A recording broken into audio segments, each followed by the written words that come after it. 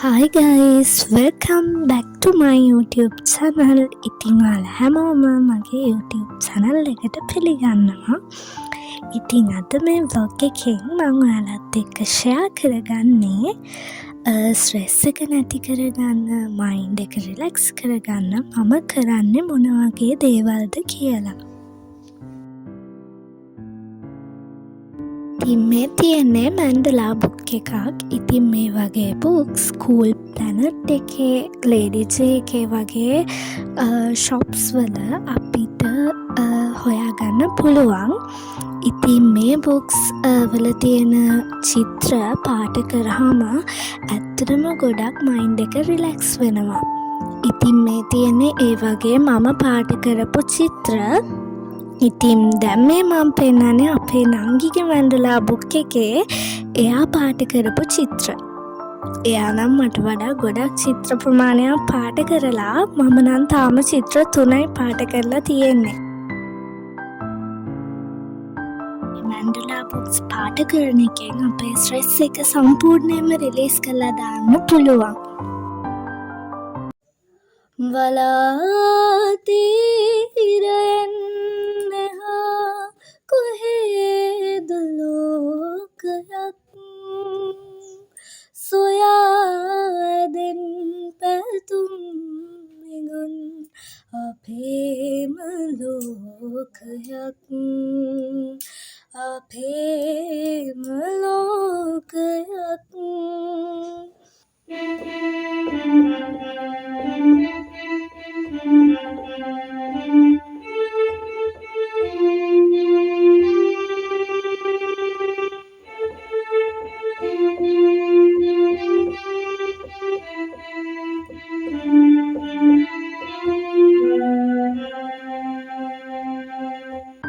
ඉතින් සින්දුවක් කියලා ඕගන් එක ප්ලේ කරලා මම නම් මගේ ස්ට්‍රෙස් එක නැති කරගන්න වෙලාවල් තියෙනවා. ඉතින් ඔයාලටත් පුළුවන්, ඔයාලටත් මොකක්ම හරි ඉන්ස්ට්‍රුමන්ට් එකක් තියෙනවා නම් ඔයාලගේ ස්ට්‍රෙස් එක නැති කරගන්න ඒක ප්ලේ කරන්න.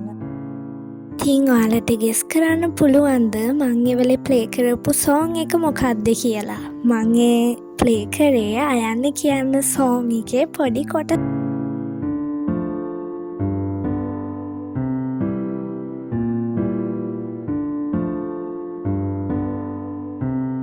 ඉතින් අපේ ගෙදර කොරිඩෝ එකේ මේ වගේ පොට් එකක් තියෙනවා සුදු මල් ටිකක් දාලා. ඉතින් ඒකට වතුර ටිකක් පුරවලා මල් ටිකක් එහෙම කඩලා මමත් ඉස්සරහින් තියලා තියෙනවා. මේ වැඩේ කරන්න පුරුදුනේ නම් අම්මා. හැබැයි ඉතින් මමත් ඒක කරනවා. මොකද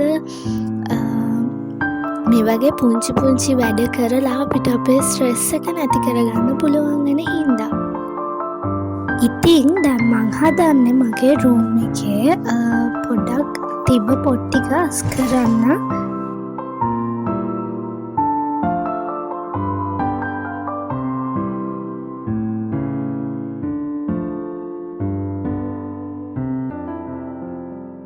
පස්සේ මම ආපහු මගේ මැන්ඩලා බුක් එක කලර් කරන්න පටන් ගත්තා.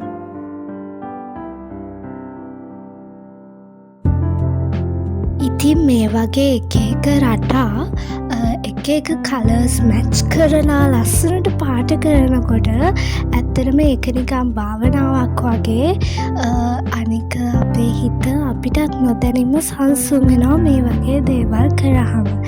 ඉතින් අපි චුට්ටක් නොසන්සුන් වෙලා ඉන්න වෙලාවක, අපිට පොඩ්ඩක් කේන්ති ගිහින් එහෙම ඉන්න වෙලාවක මේ වගේ මැන්ඩලා බුක් එකක් කලර් කරොත් අපිට අපේ කේන්තිය පාලනය කරගන්න පුළුවන්.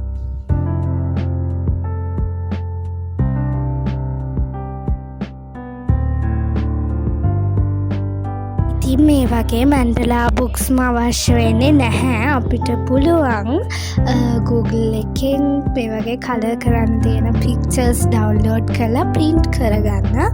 ඊට පස්සෙත් අපිට කලර් කරන්න පුළුවන්. එහෙනම් ඉක්මනටම වොෂ් එකක් දාලා රීෆ්‍රෙෂ් වෙලා එන්නම්.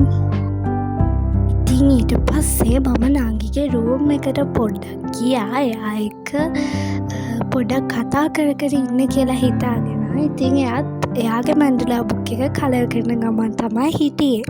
ඉතින් මං එයාගේ කලර් කරන එක ගැනත් පොඩි අයිඩියාස් ටිකක් එහෙම දීලා කතා කර කර හිටියා. ඒ අතරේ අපි එයාගේ රූම් එකේ මොන වගේ දේවල්ද තියෙන්නේ කියලාත් බලමුකෝ. ඉතින් මේ තියෙන්නේ එයාගේ කබඩ් එක, එයාගේ කතන්දර පොත්, එතකොට එයාගේ ස්කූල් ගෙනියන බුක්ස් එහෙම මෙතන තමයි එයා තියාගෙන ඉන්නේ.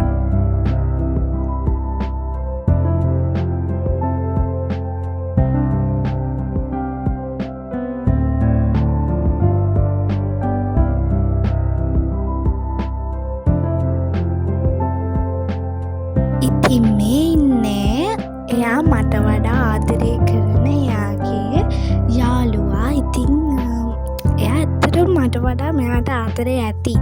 මොකද එයා කැමති නෑ නිකමටවත් එයාව විසික් කරනවටවත්.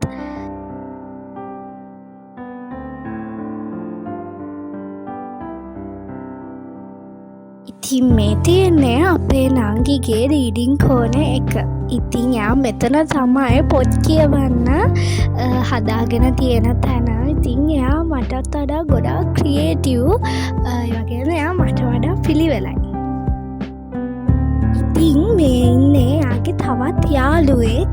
ඉතින් අපේ ගෙදර ඉන්න හැම ඩෝල් කෙනෙක්ටම එයා නමක් දාලා තමයි තියෙන්නේ. ඉතින් අර කලින් පෙන්නපු එක්කෙනාගේ නම ෂේනෝ, මෙයාගේ නම තාරා. ඉතින් එයා දැනට නම් ඉන්නේ ග්‍රේඩ් 5. හැබැයි ලබන මාස දෙක ඉවරුණාට පස්සේ එයා ග්‍රේඩ් 6 වලට යනවා.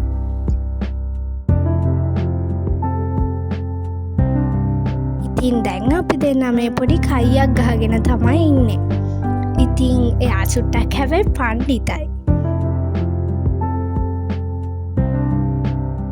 ඉතින් පවුලේ කට්ටියත් එක්ක පොඩි ගමනක් ගිහිල්ලා එන්ජොයි කරලා එනවා කියන්නෙත් අපේ මයින්ඩ් එක රිලැක්ස් කරන දෙයක් තමයි. ඒ වගේම අපේ ස්ට්‍රෙස් එකත් රිලීස් වෙනවා.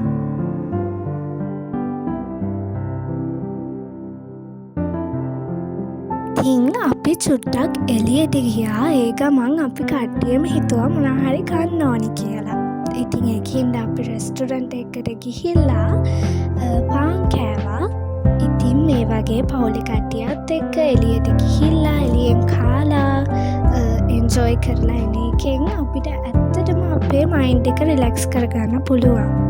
ඉතින් ඊට පස්සේ අපි පන්සල් ගියා. ඉතින් මට එතෙන්දි පොඩි බව්ව මල්ලි කෙනෙක්ව හම්බුණා. මං එයා එක්ක ඉතින් යාළු වුණා. මං හරි ආසයි මේ වගේ බල්ලොන්ට පූසුන්ට. හැබැයි අපේ ගෙදර නම් ඒ කවුරුත් නෑනේ. පූසෙක් ඉඳලා එයාත් නැති වෙච්ච හින්දා ඉතින් අපිට දුක හිතුණා. ඉතින් ඊට පස්සේ අපි සත්තු කවුරුත් හැදුවේ නැහැ. මොකද ඇත්තටම සත්තු නැති වුණාම අපිට දුක දරා ගන්න බැහැ.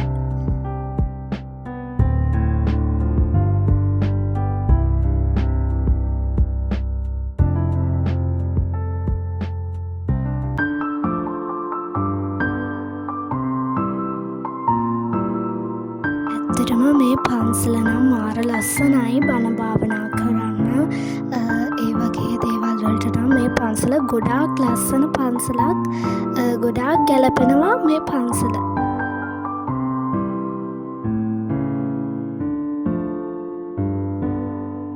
ඉතින් මෙතෙන්ට අපිට මහ පාර පේනවා ගොඩක් ලස්සනට.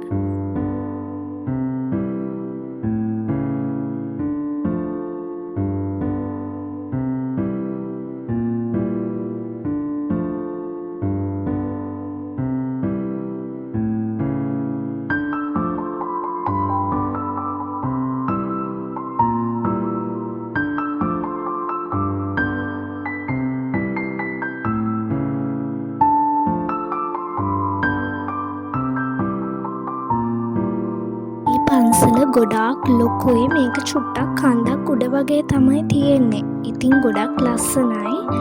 මේ බලන්නකො මෙතන ලස්සන පොකුණකුත් තිබ්බා.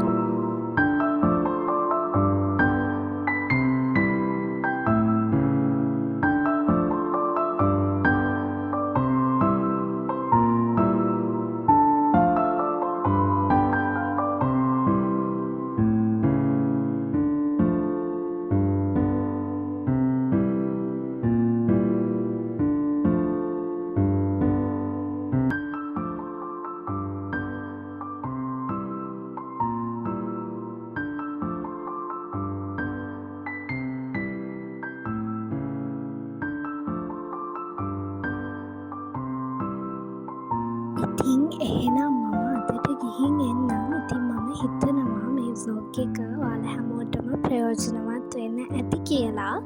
එහෙනම් මම අදට ගිහින් එන්නම් ඔයාලා හැමෝටම. Thanks for watching.